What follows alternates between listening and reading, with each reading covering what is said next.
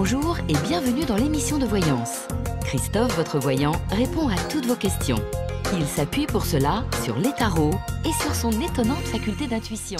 Voyons dès à présent cette nouvelle lune du 21 août 2017.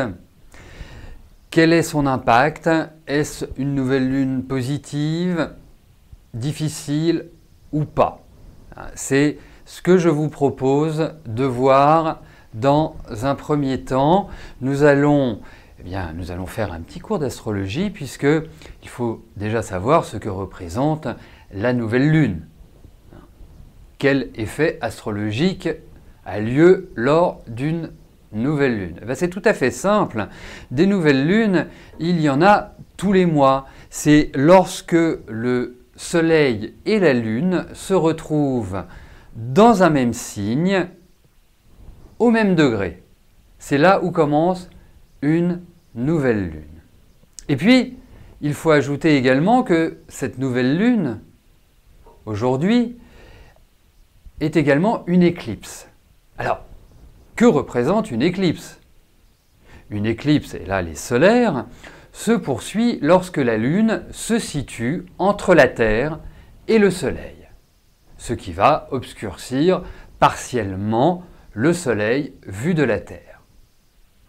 Une éclipse solaire totale se produit lorsque le diamètre apparent de la Lune est plus grand que celui du Soleil, et ce qui a pour effet de bloquer les rayons directs du Soleil en plongeant le jour dans l'obscurité.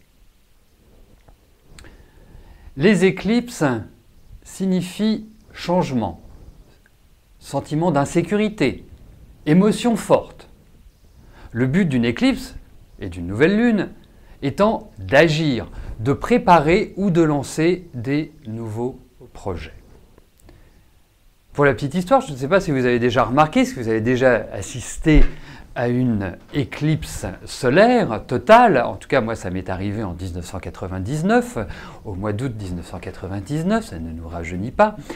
Et j'avais remarqué qu'il y avait un silence total lors de cette éclipse. Plus de bruit, plus de mouvements d'animaux, plus rien, comme si le monde, comme si la Terre s'était complètement arrêtée. Donc, ça représente également une excellente période pour de la méditation, pour se recentrer sur soi, et notamment pendant les 2 jours postérieurs de cette nouvelle lune, qui sont les phases les plus intenses. Donc, n'hésitez pas, que ce soit demain et après-demain, à vous accorder du temps pour, quelque part, vous recentrer ou vous relier à l'univers. Vous verrez, vous y gagnerez en réflexion et vous y gagnerez en tonicité. C'est comme, quelque part, faire une paix intérieure pour pouvoir redémarrer. Alors, comme je vous le disais, il y a 12 voire 13 nouvelles lunes par an. Donc, elles ne peuvent pas être toutes identiques. Cela dépend également des planètes, des aspects et puis bien de la situation de cette nouvelle lune. Alors regardons les forces en présence. Donc, cette nouvelle lune est en Lion et en maison 9 si l'on dresse le thème en France, à Paris ou ailleurs, ce sera en maison 9. L'ascendant, toujours pour Paris, est en Sagittaire avec Saturne à l'ascendant. Nous avons une quadruple conjonction entre le Soleil, la Lune forcément, Mars, les nœuds lunaires, le nœud nord plus particulièrement, et cette quadruple conjonction est au trigone de Saturne et d'Uranus. Les autres aspects que nous avons, c'est le carré Jupiter-Vénus et Uranus-Vénus. Et pour finir, l'opposition entre Neptune et Mercure rétrograde. Donc, une nouvelle lune en maison 9. Pour notre pays, pour notre énergie personnelle, c'est une disposition à voir les situations avec un regard différent. Il faut prendre de la hauteur, élargir notre champ de connaissances par le biais de raisonnements qui ne nous sont pas à la base familiers. Ce qui est différent nous ouvre l'esprit. Trouvons les réponses en dehors des sentiers battus. Ensuite, nous avons cet ascendant Sagittaire avec Saturne à l'ascendant. Ce qui est intéressant, c'est que le maître du Sagittaire est Jupiter. Le maître de la maison 9, où a lieu cette nouvelle lune, est Jupiter. Nous avons juste Saturne, Saturne qui est la planète la plus décriée de toutes les planètes, puisque c'est loin d'être la planète la plus sympathique du zodiaque, puisqu'elle nous apporte restriction, patience, attente, opposition. C'est elle qui nous met des bâtons dans les roues. Mais en même temps, c'est important. Dans la vie, on ne progresse que grâce à la difficulté. Si tout est facile, que se passe-t-il? Eh bien, c'est très simple. Nous restons sur nos acquis. Tandis que lorsque nous devons dépasser nos peurs, lorsque nous devons dépasser une situation et que nous y arrivons, eh bien, nous grandissons, nous évoluons, nous gagnons en confiance. Donc Saturne est cette représentation-là. Donc effectivement, Jupiter, Saturne, ce sont les deux planètes que l'on appelle les deux planètes sociales. Donc qui nous renseignent sur notre activité professionnelle et sur notre place dans la société.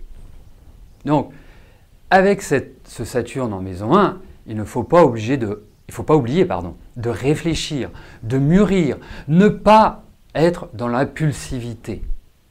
C'est très important. Ensuite, nous avons ce magnifique trigone, ces magnifiques trigones entre Soleil, Lune, Mars et Saturne et Uranus. Donc quelque part, on se situe dans les signes de feu. Lion, Sagittaire et Bélier. Nous avons un large grand trigone, mais on peut le considérer sur l'astrologie mondiale, moins peut-être sur l'astrologie personnelle, mais là, c'est l'impulsion, c'est le dynamisme, c'est la volonté, c'est l'énergie que l'on met pour réaliser nos projets. Donc, tous ceux qui sont de ces signes-là, ou de ces ascendants-là, la porte est grande ouverte. C'est à vous de prendre votre destin en main. C'est à vous d'initier. Il ne faut pas être dans l'attente. Il faut être dans l'action, ce qui est par nature la représentation des signes de feu.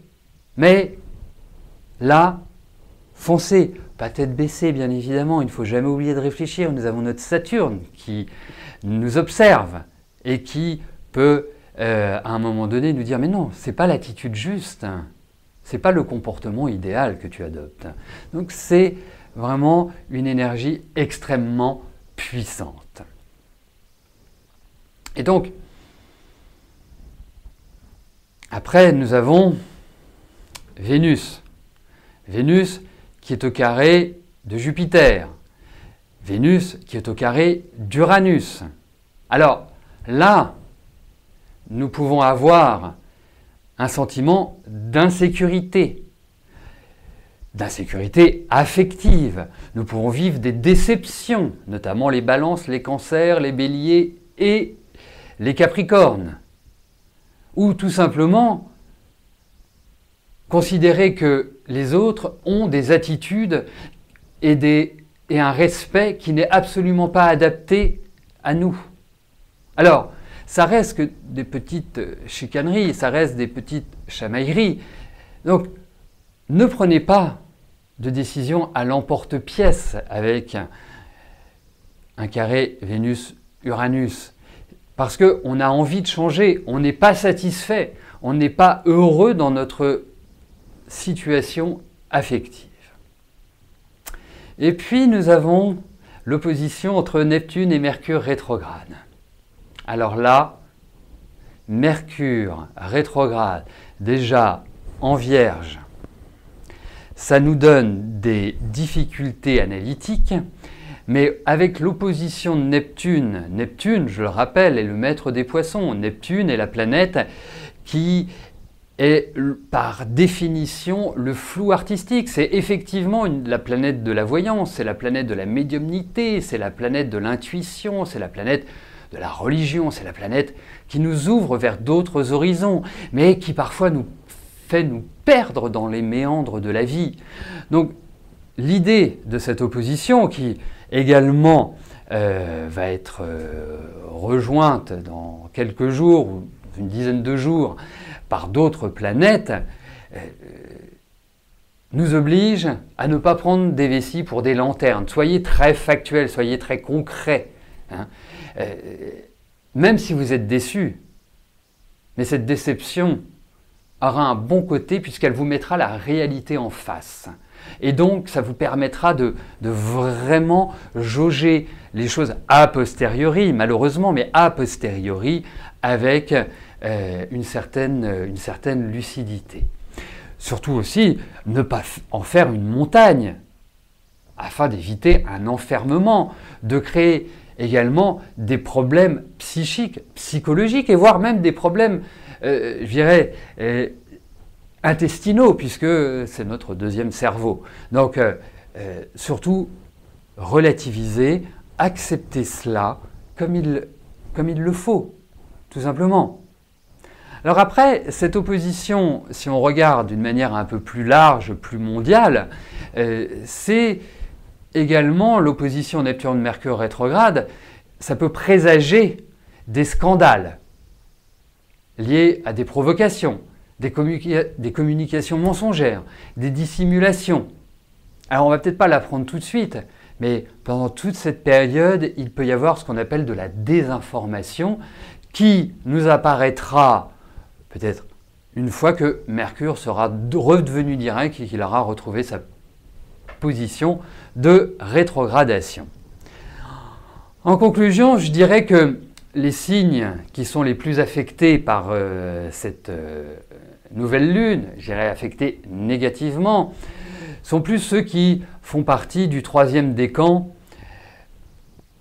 du Scorpion et du Taureau, voire du Verseau. Voilà, c'est quelque part la fragilité qui existe pour cette partie-là du zodiaque. Mais sachons une chose, c'est que pour moi, cette nouvelle lune est une nouvelle lune d'ouverture, est une nouvelle lune jupitérienne, est une nouvelle lune qui, quelque part, peut nous montrer une voie qui sera meilleure à partir du moment où nous aurons les idées claires et que nous ferons preuve de réalisme. Et le réalisme n'est pas toujours compatible avec nos envies. Mais là, le réalisme sera porteur de bonheur.